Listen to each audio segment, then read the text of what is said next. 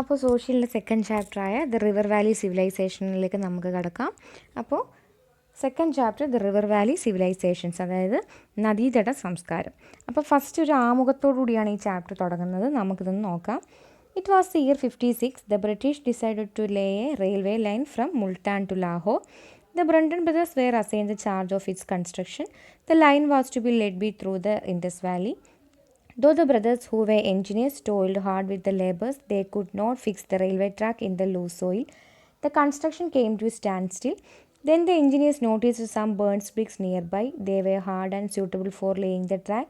Without wasting any time, they paved those bricks and laid the line. അപ്പോൾ എന്താണ് ഇതിൽ പറഞ്ഞിരിക്കുന്നത്? ഇറ്റ് വാസ് ഇയർ 1856 അല്ലേ, അതായത് 1856 കാര്യമാണ് ഈ പറഞ്ഞിരിക്കുന്നത്. ബ്രിട്ടീഷുകാർ ഒരു റെയിൽവേ ട്രാക്ക് അല്ലേ, റെയിൽവേ ലൈൻ കൺസ്ട്രക്ട് ചെയ്യാൻ വേണ്ടി തീരുമാനിച്ചു. എവിടെ നിന്നാണ്?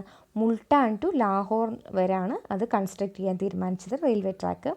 ദ ബ്രണ്ടൻ ബ്രദേഴ്സാണ് അതിൻ്റെ കൺസ്ട്രക്ഷൻ എന്താണ്, കൺസ്ട്രക്ഷൻ്റെ ചാർജ്, അതായത് കൺസ്ട്രക്ഷൻ്റെ കരാറ് കൊടുത്തിരിക്കുന്നത് ആക്കുക ബ്രണ്ടൻ ബ്രദേഴ്സിനായിരുന്നു. The line was to be laid through the Indus valley. എവിടെ നിന്നാണ്? ഇൻഡസ് വാലി, അതായത് സിന്ധു നദിയുടെ തീരത്തായിരുന്നു അത് കൺസ്ട്രക്ട് ചെയ്യാൻ, റെയിൽവേ ലൈൻ കൺസ്ട്രക്ട് ചെയ്യാൻ വേണ്ടി തീരുമാനിച്ചിരുന്നത്. Though the brothers who were engineers toiled hard with the labours, they could not fix the railway track in the loose soil. പക്ഷേ അവിടുത്തെ ലൂസ് സോയിൽ അല്ലേ, ലൂസ് സോയിൽ ആയതുകൊണ്ട് അവിടെ റെയിൽവേ ട്രാക്ക് കൺസ്ട്രക്ട് ചെയ്യാൻ പറ്റിയില്ല. The construction to be stand still, അങ്ങനെ construction അവിടെ നിന്നു. അതായത് ലൂസ് സോയിലാണ്ട് അവർക്ക് കൺസ്ട്രക്ട് ചെയ്യാൻ പറ്റാത്തതുകൊണ്ട് അതിൻ്റെ കൺസ്ട്രക്ഷൻ അവിടെ സ്റ്റോപ്പായി. Then the engineers noticed some burns bricks nearby. എന്താണ് അപ്പോൾ അവിടുത്തെ എഞ്ചിനീയേഴ്സും അതേപോലെ ലേബേഴ്സൊക്കെ എന്ത് കണ്ടു? അവിടുത്തെ ഒരു ബേൺ ബ്രിക്സ്, അതായത് ചൂളക്കിട്ട ഇഷ്ടിക അല്ലേ, അത് അടുത്തായിട്ട് കണ്ടു. They were hard and suitable for laying the track without wasting any time. They paved those bricks and laid the line.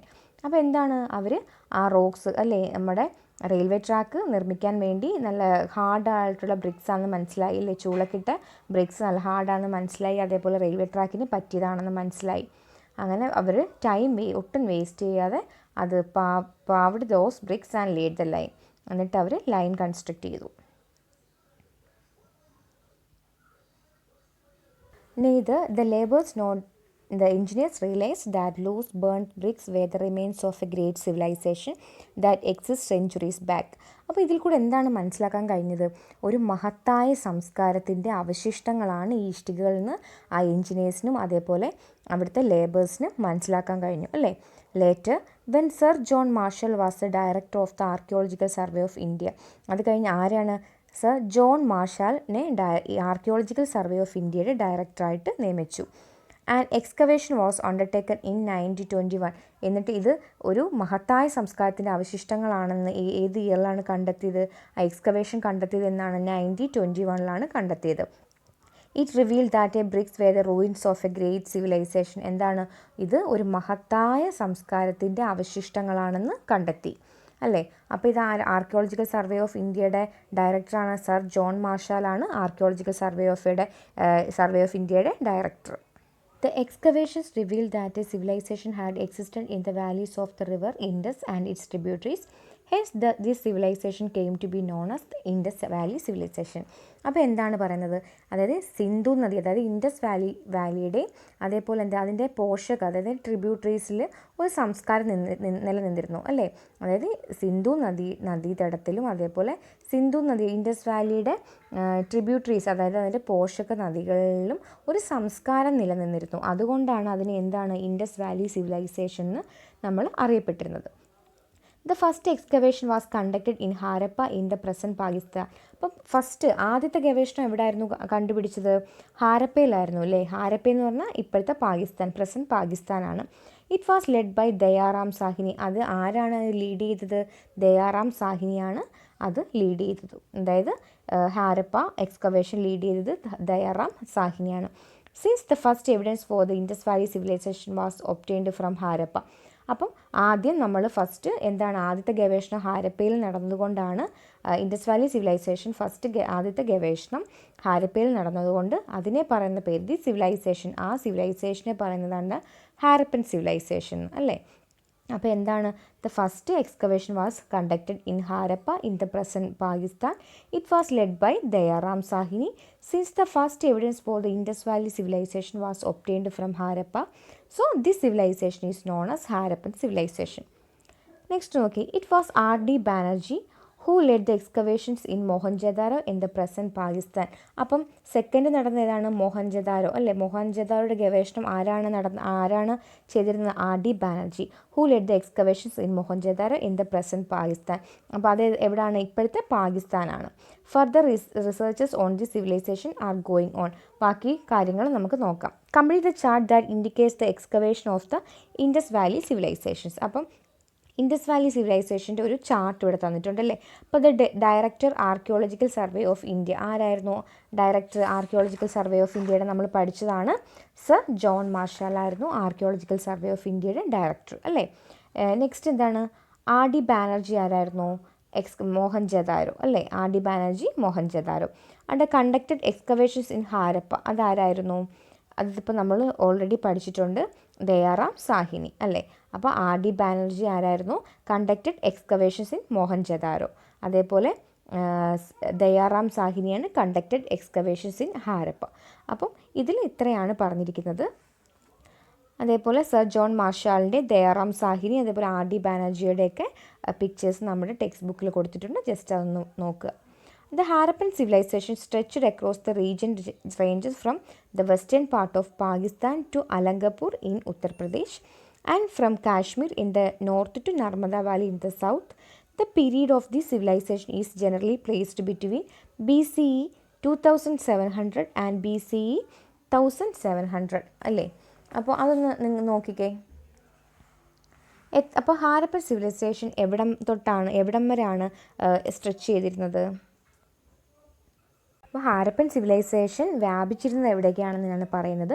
The Harappan civilisation stretched across the region ranging from the western part of Pakistan to Alamgirpur in Uttar Pradesh. അതായത് പാകിസ്ഥാൻ്റെ western part തൊട്ട് ഉത്തർപ്രദേശിൻ്റെ ആലംഗീർപൂർ വരെയും, അതേപോലെ and from Kashmir in the north to the Narmada valley in the south. എവിടാണ്, കാശ്മീരിൻ്റെ north തൊട്ട് നർമ്മദ വാലിയുടെ സൗത്ത് വരെയുമാണ് ഹാരപ്പൻ സിവിലൈസേഷൻ സ്ട്രെച്ച്ഡ് ചെയ്ത്, അതായത് വ്യാപിച്ചിരുന്നത് അല്ലേ.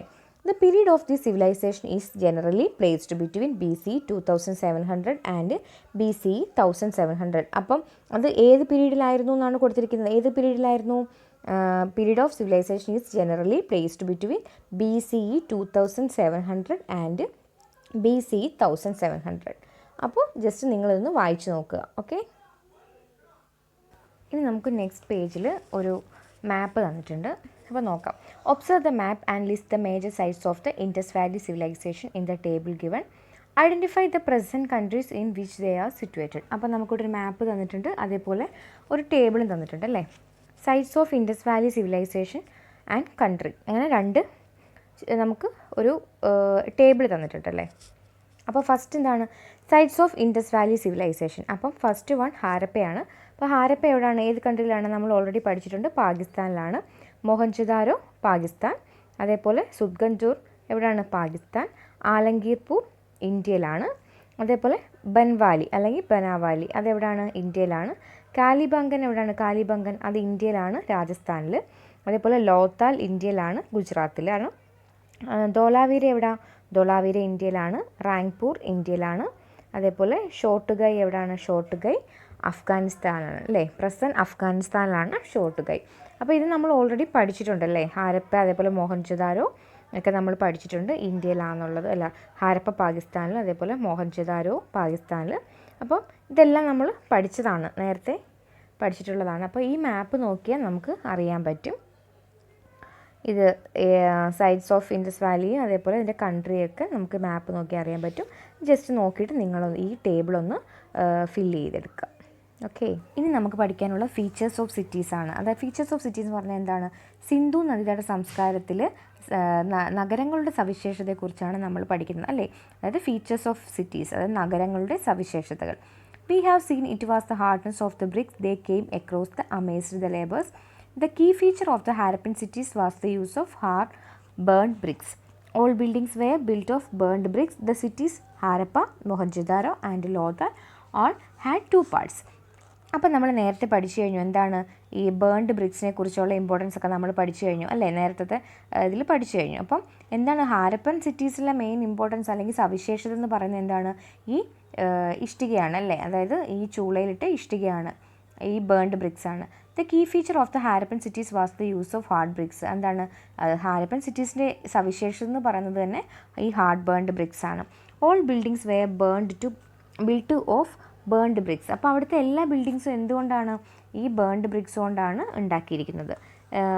The cities Harappa, Mohenjodaro and Lothal all had 2 parts. അപ്പോൾ മെയിൻ സിറ്റീസ് ആണല്ലേ മൊഹൻജദാരോ, ലോത്താൽ എന്നൊക്കെ പറയുന്നത്. അപ്പോൾ അതിന് 2 പാർട്സ് ഉണ്ടെന്നാണ് പറയുന്നത്. അപ്പോൾ പാർട്സ് ഓഫ് ഹാരപ്പൻ സിറ്റീസ് എന്ന് പറഞ്ഞിട്ട് നമുക്കൊരു ടെക്സ്റ്റിൽ ടേബിൾ തന്നിട്ടുണ്ട്. അപ്പോൾ അതിന് ഫസ്റ്റ് നമുക്ക് നോക്കാം. The part of the city to the west was higher. എന്താണ് ആദ്യത്തെ പറഞ്ഞിരിക്കുന്ന പടിഞ്ഞാറ് ഭാഗം, അതായത് ആ സിറ്റിയുടെ പടിഞ്ഞാറ് ഭാഗം എന്ന് പറഞ്ഞാൽ കുറച്ച് ഉയർന്ന പ്രദേശമാണ്. It was used by the administrators. ഇതെന്താണ് ഭരണാധികാരികൾ ഉപയോഗിച്ചിരുന്നതാണെന്നാണ് അറിയപ്പെടുന്നത്. The ruins of a big building. എന്താണ് വലിയ ബിൽഡിങ്ങിൻ്റെ അവശിഷ്ടങ്ങൾ. Probably an assembly hall were discovered here. പിന്നെന്താണ് അസംബ്ലി ഹാളിൻ്റെ അവശിഷ്ടം ആണെന്നാണ് കരുതപ്പെടുന്നത് അല്ലേ. പിന്നെ കൊടുത്തേക്കുന്നത് എന്താണ് the part of the city to the east. അടുത്തത് എന്താ കിഴക്ക് ഭാഗം അല്ലേ. കിഴക്ക് ഭാഗം എന്താണ് was lower and was inhabited by. അപ്പം ഇത് സാധാരണക്കാരായിരുന്നു അവിടെ ജീവിച്ചിരുന്നതാണ് ഇതിൽ അറിയാൻ പറ്റുന്നത്, കരുതപ്പെടുന്നത്. The part of the city to the east was lower. എന്താണ് താഴ്ന്ന പ്രദേശമാണ്, അതേപോലെ കോമൺ പീപ്പിളായിരുന്നു അവിടെ നിന്നാണ് കരുതപ്പെടുന്നത്. The ruins of many buildings that might have been houses were unearthed. എന്താണ് സാധാരണക്കാരായിരുന്നു എന്നാണ് കാണാൻ കഴിയുന്നത്. പിന്നെ നിരവധി അവശിഷ്ടങ്ങൾ അല്ലേ, വലിയ വലിയ ബിൽഡിങ്സിൻ്റെയൊക്കെ നിരവധി അവശിഷ്ടങ്ങൾ കാണാൻ കഴിയുന്നു. Houses were build along both sides of plant street. എന്താണ് പറഞ്ഞിരിക്കുന്നത് വീടുകളൊക്കെ അല്ലേ, ഹൗസസ് എന്താണ് സ്ട്രീറ്റിൻ്റെ 2 ഭാഗത്തായിട്ടും കാണപ്പെട്ടിരുന്നു. They were of varying structure. അത് പല ആകൃതിയിലായിരുന്നു ഈ വീടുകൾ. Some houses had only 1 room. എന്താണ് ചില വീടുകൾക്ക് ഒരു റൂമേ കാണൂ. Whereas other had more rooms. ചിലതിന് എന്താണ് ഒന്നിൽ കൂടുതൽ റൂമുണ്ട്. അതേപോലെ ഒരു കോട്ടിയാഡ് ആൻഡ് എ വെൽ. എന്താണ് ഒരു മുറ്റവും അല്ലെങ്കിൽ ഒരു വരാന്ത കാണും, അതേപോലെ ഒരു കിണറുമുണ്ട്. Every house had a toilet. അതേപോലെ ഓരോ വീടിനും ഓരോ ടോയ്ലറ്റും ഉണ്ട്. The drainage system was another feature of these cities. പിന്നെ അടുത്ത സിറ്റീസ് എന്താ, ഈ സിറ്റീസിൻ്റെ അടുത്ത ഫീച്ചർ എന്ന് വെച്ചാൽ എന്താണ് ഡ്രെയിനേജ് സിസ്റ്റമാണ് അല്ലേ.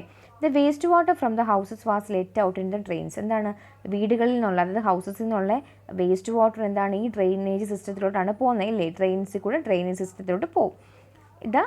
These drains were connected to the main drain of the street. അപ്പം നമ്മുടെ വീടുകളിൽ നിന്നുള്ള വെള്ളമൊക്കെ ഒഴുകി എങ്ങോട്ടാണ് പോകുന്നത്, സ്ട്രീറ്റിലുള്ള മെയിൻ ഡ്രെയിനേജ് സിസ്റ്റത്തിലോട്ടാണ് പോകുന്നത്, മെയിൻ ഡ്രെയിനിലോട്ടാണ് പോകുന്നത്.